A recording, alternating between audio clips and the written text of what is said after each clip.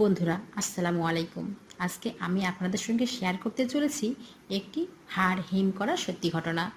তো চলুন শুরু করা যাক।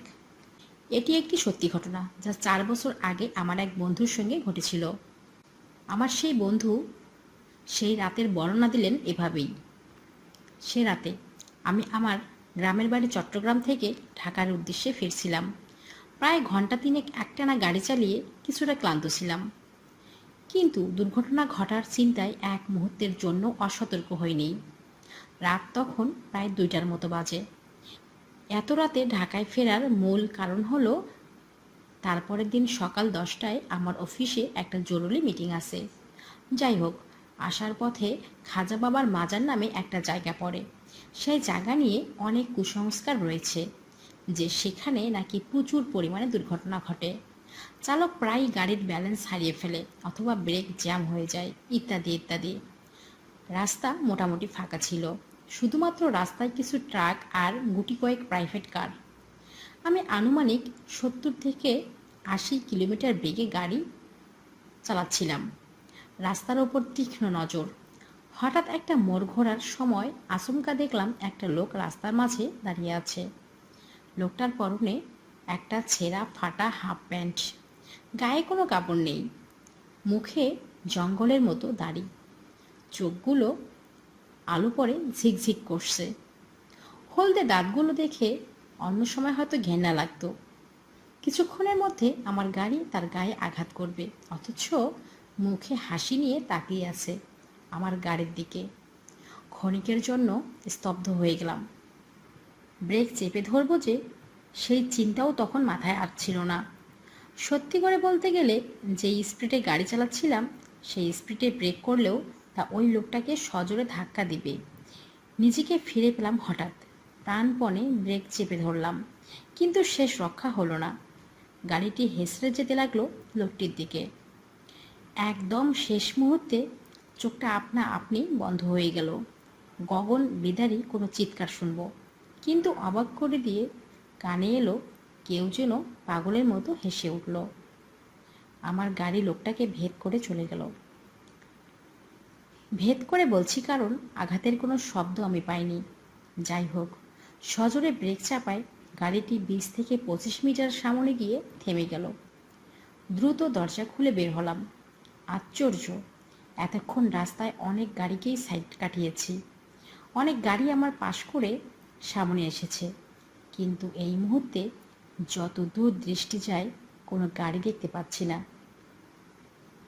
যাই হোক, এত কিছু ভাবার মতো শক্তি তখন ছিল না। প্রায় দৌড়ে সেই জায়গায় এলাম যেখানে লোকটিকে দেখতে পেয়েছিলাম, কিন্তু এসে কাউকে দেখলাম না। ভাবলাম ধাক্কা খেয়ে হয়তো ছিটকে দূরে গিয়ে পড়েছে। প্রায় মিনিট 10 আতিপাতি করে খুঁজলাম, কিছুই পেলাম না। আমাকে আরও অবাক করে দিয়ে রাস্তাটা নির্জনই রইল, একটাও গাড়ি দেখলাম না আশেপাশে। একরকম অমানসিক কষ্ট উপলব্ধি করলাম মনের ভিতর। একটা মানুষকে মেরে ফেলেছি। সে রাতে বহু কষ্টে গাড়ি চালিয়ে বাসায় ফিরেছিলাম। অফিসের মিটিংটা জয়েন করে এরপর 1 সপ্তাহের ছুটি নেই। আমার ঢাকার বাসায় আমি এবং আমার ওয়াইফ থাকতাম। তাকে কিছু বলিনি, পাশে ভয় পায় বা আমাকে খারাপ ভাবে। আমার আচার আচরণ দেখে আমার ওয়াইফের মনে সন্দেহ দানা বাঁধতে লাগলো। এদিকে আমি মোটামুটি শপথ করেছি যে তাকে কিছুই বলবো না।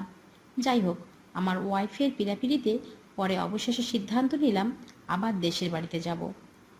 সেদিন সকালেই আবারও চট্টগ্রামের উদ্দেশ্যে রওনা হই আমরা। এবার আমার বউ ছিল সাথে। দেশের বাড়িতে আমরা 2 দিন ছিলাম। হঠাৎ একদিন বিকেলে ফোন এলো অফিস থেকে, কিছু বিদেশি ক্লায়েন্ট এসেছে, আমার উপস্থিতি খুব করে দরকার। আমার ছুটির তখনও 2 দিন বাকি। তাই প্রথমে আমার বউ খুব করে আপত্তি জানালো, কিন্তু তাকে বুঝিয়ে বলতে সে মেনে নিল। বুঝতে এবং বোঝাতে ভালোই সময় ব্যয় হলো। সেদিন রাত 11টার দিকে পুনরায় ঢাকার উদ্দেশ্যে রওনা হই আমরা।